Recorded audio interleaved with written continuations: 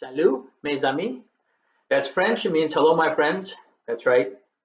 I'm bilingual now. I watched the video, so. But enough about me and all my huge achievements. Let's do a drawing. And our drawing tonight is going to be a still life. So let's get started.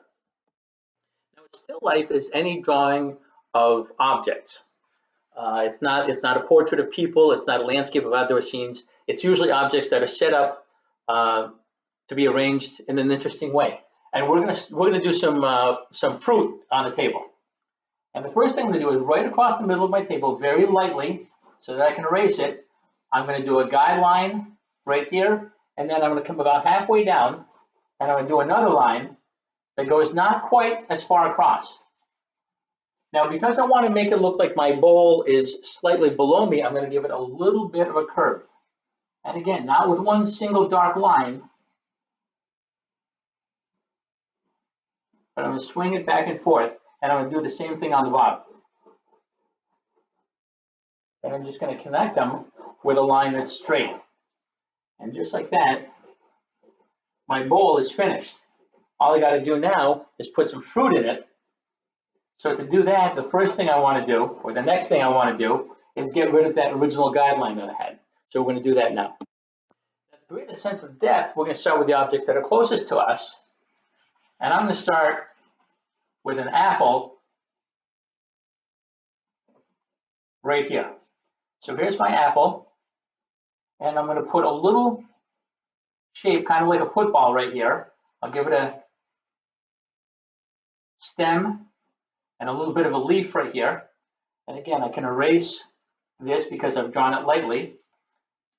From there, I'm going to put some grapes. And again, to create a sense of depth, you know, the grapes are little ovals or little circles, but rather than put them all right next to each other, we're going to have some of them covering up some of the other ones.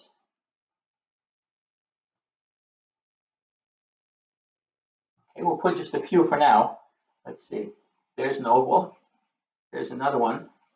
And another. But again, to make them look like they're a bunch and not just laying down flat on the table, I'm going to put some that look like they're covered up like that. Okay.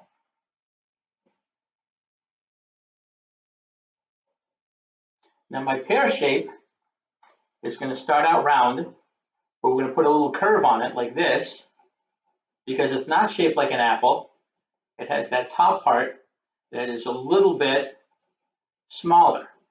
Okay, so I'm going to start out with a circle, and then I'm going to add another smaller circle to it. I'm going to give this a stem just like my apple.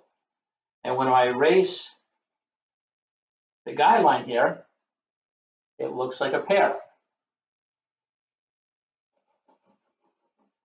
Just going to put a simple curve here, right here. Not a big curve, but certainly not a straight line. Put a little stem on it right here. And as it curves down, of course, most of the banana is going to be covered up.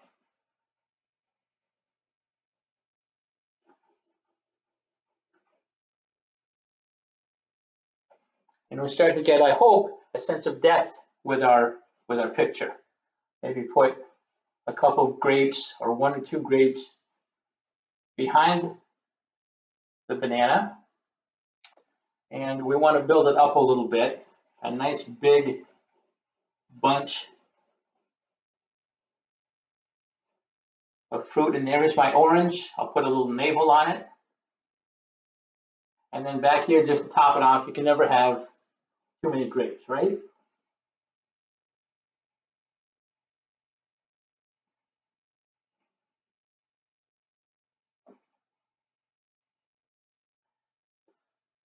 And there we go. Now again, because we draw lightly, if we want to, we can always add things. So I'm going to put another apple, start out with a basic shape. I'm going to look at the shape of and the size of my first apple. So here's another apple. I'll give it another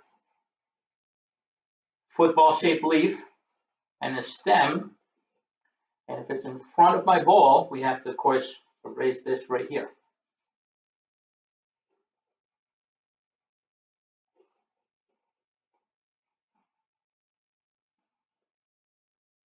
Maybe 2 or 3 little grapes. I made a break for it. They're trying to get away. And the last thing that I'm going to draw before I color it is just a line that goes straight across, and this is my tabletop. Okay, all we need now is some color. The first thing that I did when it comes to coloring is taking a black crayon and putting some black lines around my original pencil lines to make it look like it's a little bit more easily defined. But the real fun is going to come when we color. So again, let's do that now. Okay, so now my still life is done. It's got color, and I want to point out just one or two things with regard to the color and shading. In my picture, the light is coming from over here. So if the light is coming over here, you have to keep two things in mind. One is that the shadows are going to be on this side. If the light is over here, the shadows, you can see the shadow on the bowl is on this side. The shadow underneath the bowl, underneath the apple and the grapes, they're on this side because the light is over here. And if the light is over here, the highlights or the brightest parts of each piece of fruit is going to be on that side. Okay? So this lesson may be a little advanced for some of the artists, and you may find that you don't even want to draw still life, and that's okay too. But hopefully some of the things that we talked about will help you no matter what you draw. Draw lightly and get the basic shape. Because any of these shapes, look at this apple, these grapes, the banana, is that too hard to draw? None of these shapes are really hard to draw. But if you get the basic shape and you put things where they're supposed to be, the rest of it kind of takes care of itself. And the most important thing that I really want to emphasize with this drawing and with all my drawings is that your drawing does not have to look like mine. Not your still life, not your landscapes, not your cougars, not your cats, not your unicorns. It's an expression from you. That's really the best thing about art.